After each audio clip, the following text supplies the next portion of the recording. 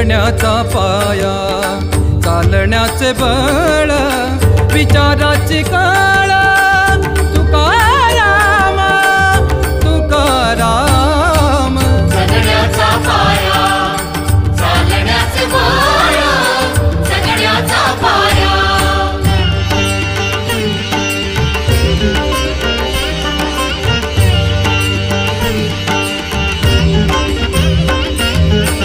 शब्दांचे इमान, अक्षरांचे रान, शब्दांचे इमान, अक्षरांचे रान, अभंगाचे पान,